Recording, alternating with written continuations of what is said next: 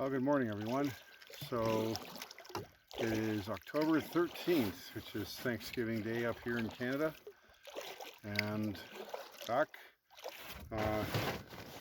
on the fair waters of Lake Temagami. Another beautiful day here, just perfectly clear sky and almost a calm lake surface. And so Frank's up ahead at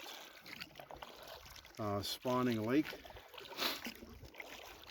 He got here, I guess, at dawn, so that puts me a couple hours behind, but that's how it is. So we're running out of canoeing days for this year. I would imagine most of the time we see snow cover here that stays by mid to late November, so it's about a month, and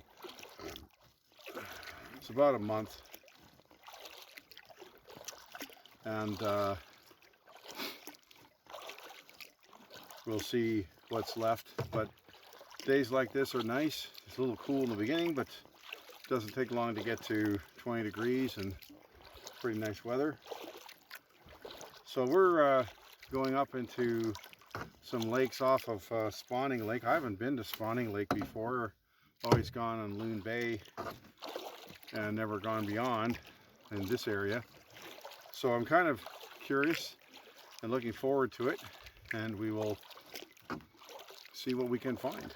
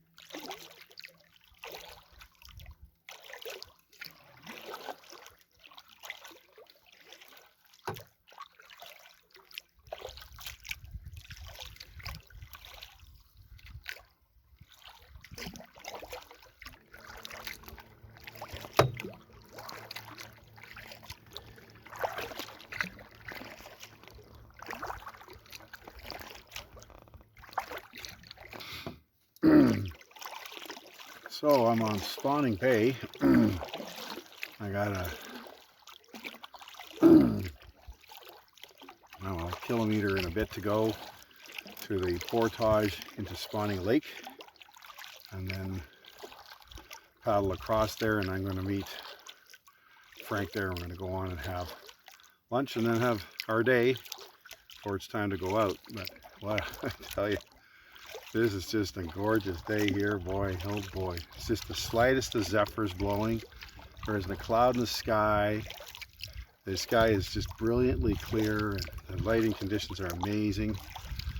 I'm going to say it's maybe 12, 15, I don't even know if it's 15C yet, but it's certainly pleasant. And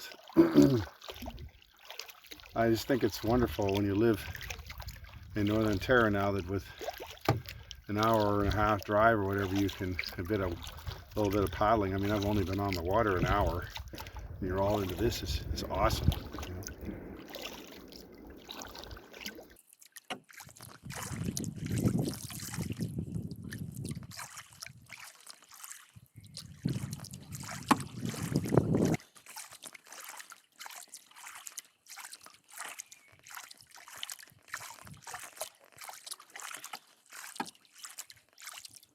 looks like this should be really nice. So let's see what happens here.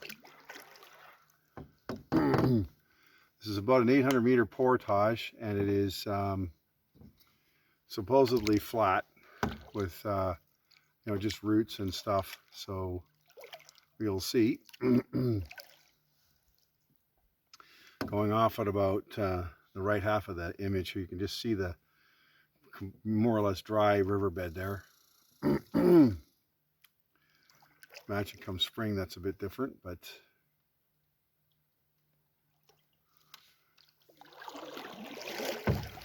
so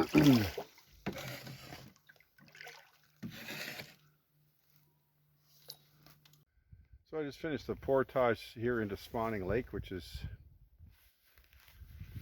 there. And pretty nice actually. It's pretty smooth, pretty good footing. There's a bit of rock, not much though. It felt a little longer than the 800 meters, but other than that, I did it in a single, so that saved a bunch of time. So now I'm just heading out here onto Spawning Lake and see if I can find Frank, and we'll have some lunch. So there's a look at Spawning Lake, somewhere I've never been here before. So it's kind of nice.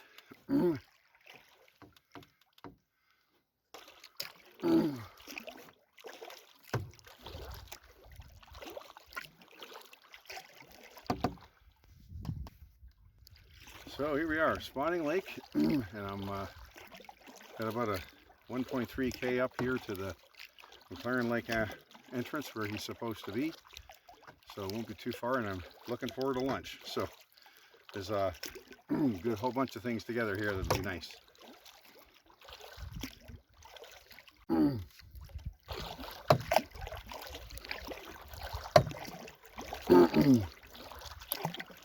You may not be able to see him yet on the video, but he's right at the prow of the canoe.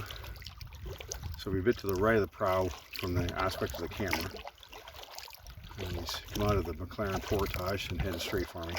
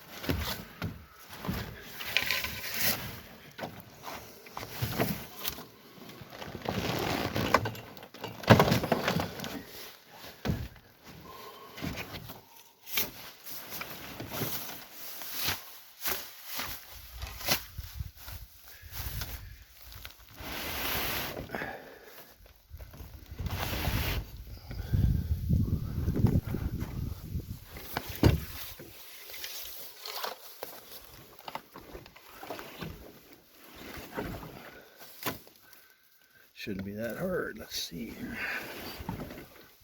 Let's hold her back.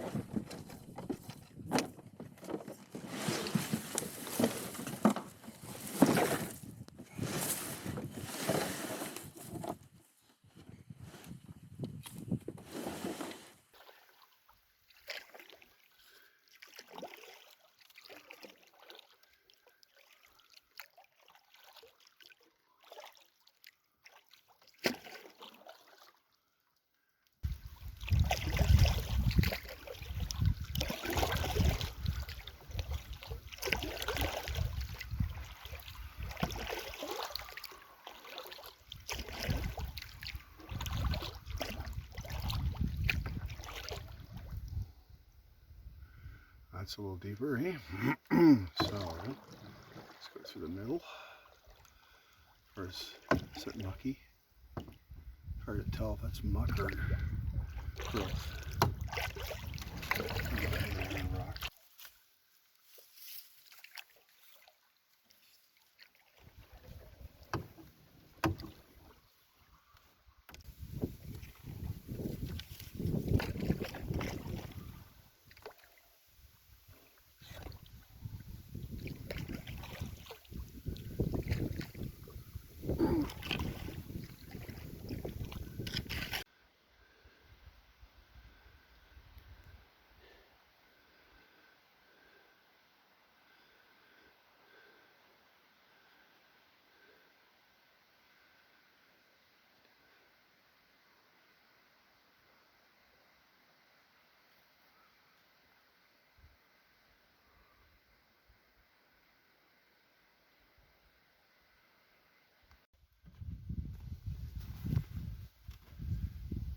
So this is just a day trip, and given that it's mid-October, we've lost a fair amount of daylight,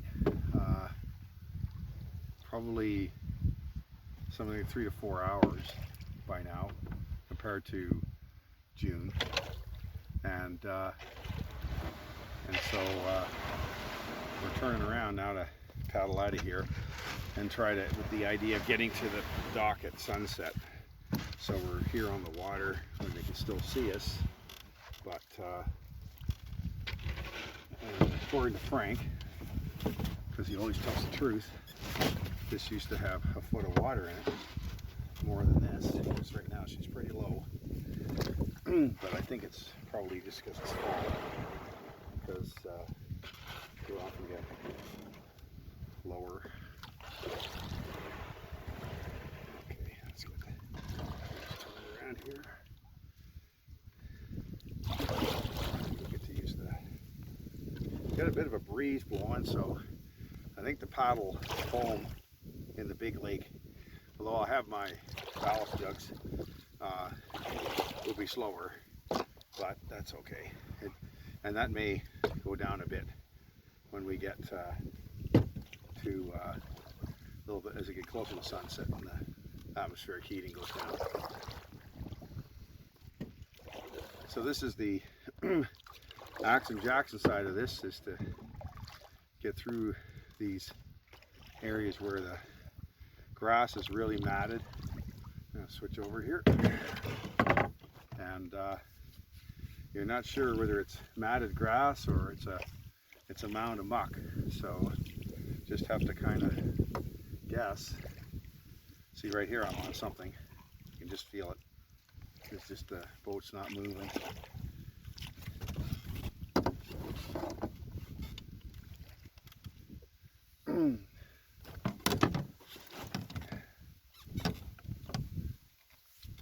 And it's just enough to slow you down. And if you had another inch of water, it would be, you'd be steaming on. So it's, but that's the wilderness, right? You don't get to plan it, and these levels do change. Here in Ontario, there's a series of dams that regulate the water levels in most recreational lakes, so that things are reasonably consistent and you can depend on it for, well, especially for power boats, but also for this type of thing too. Algonquin has 39 water control dams to keep the lakes at a certain height. But these little ones, these more extreme out of the way places, they're not going to have that. Oops, let's go another one. There we go. You don't need to go through there. That where there's going to be some variability, and that's when you either have to turn around in advance or put up with it.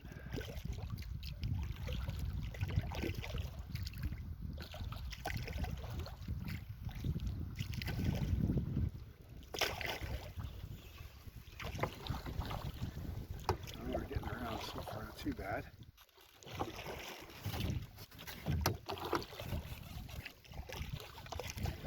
So we have the best part of 12 and a half to go. Come back to this. We're going to do that 50-meter portage, which will get us to the north end of Spawning Lake, and then we do that traverse, and then we're going to do the 800-meter portage into Loon Bay and then across the lake. So see how things go.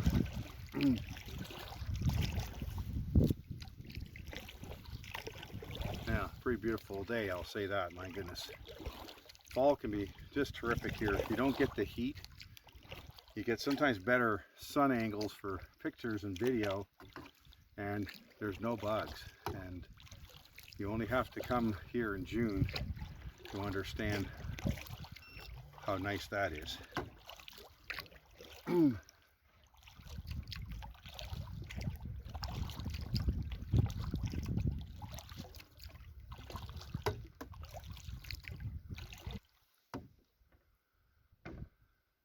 Some people are going out here. This is the big dam. Oh, I see. That's probably in the beavers then. You're right, I'd forgot about the big dam. Yeah. And then the water gets deep. Sort of, yeah. So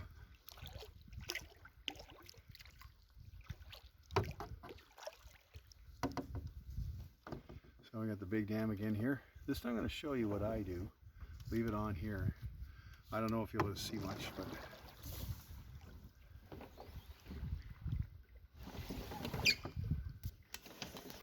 watch Frank do it. So he's pulled his canoe up on there. And I just want to turn it around so that I can go into the canoe the other direction. just take your time. Nobody's Much easier for me.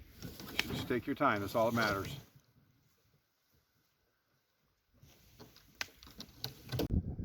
All right, so we didn't film on spawning. We fought a pretty good 20-kilometer sun-induced wind. So those smaller lakes, you don't get a lot of heavy water in the sense of chop, but you do get the breeze, which pushes you around. I didn't have my water ballast in the canoe. I left it at the first portage, and so had to work at that a bit. We had a good meal before the 800-meter, and we did that in one shot, so that was nice. So we're just coming out of the entrance to the portage into Spawning Bay proper, and we'll be getting that wind again, I would think. But at least now I've got some weight in the bow, and it's 4 o'clock. We've got 2.5 hours before sunset, and hopefully we can do this in 1 hour and 45, so it shouldn't be too big a problem. The question we have is when we get on that last 2.5 kilometers of Lake Temagami proper, how rough the water will be there, given the much bigger fetch. So we'll just have to see. That's what a wilderness travel's like. Now, of course, the answer to that for today, given that we don't have a weather system acting, and it's just simply heat-induced winds, is the winds are going to die down as we get closer to sunset. And so accordingly, the swells will as well. So we'll just have to see how bad it is, and well, not so much bad, but just how challenging it's going to be, and whether or not we need to sit for half an hour, and let it cool off. Now Frank's just up ahead a little bit, scraping the paint on the shore, trying to reduce the wind effects. But we were still, I'm going 4.5, and I'm not trying very hard right now. So we'll just see. When it's like this, and I know the distance and the times, there's no need to pull. All you're doing is expending gas that you might need later. So you want to find that pace, that pull strength that you can keep doing, and just let it roll out. And if it's too low, you have to pull a little harder, but oftentimes it's just a gust, and then it settles down again. So anyhow, we'll let you know how it's going a little later on. Well, I think of it, given the distance of today, which is now over 18, I think I've somewhere in here past 500 kilometers of paddling for the year. Now, some of you Uber paddlers are going to go big deal, and I get it, but for me that's quite a year. My best ever before was 270, and I put it all down to this double-bladed paddle. It's just changes the math completely on the speed you can go, how tired you are. I don't know. It's just turned out to be a real improvement. You know, normally you do something and it maybe it's just you just like it better, or this thing's 20% in pace, effort, whatever. I'm really pleased with it. So we've come a fair ways. We're out of Loon Bay onto Lake Temagami proper, about 2.7, 2.8 kilometers from the car, but it's been pretty windy and out here we're getting bigger surf, but I'm hoping as we get over to the west side of this channel here, to the right of the marker buoy, that it'll be quieter.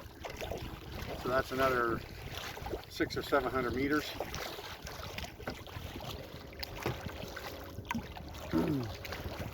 Yeah, it's already settling down now, so this is good news. And I can get over 5 now, which I haven't been able to do in quite a while. So that'll make the difference, I think.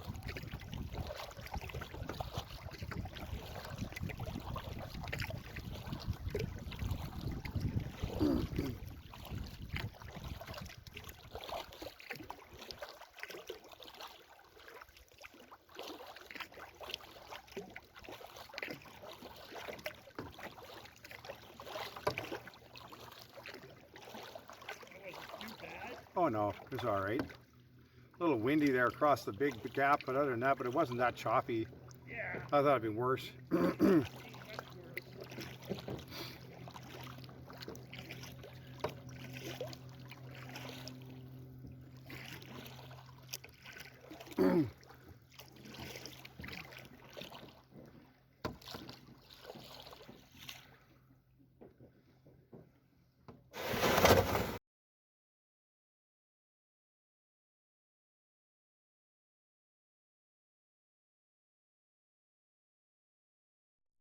I began my trip at the Central Lake access for Lake Temagami, marked item 1, and then paddled north toward Loon Bay and finally into Spawning Bay, a distance of about 6 kilometers.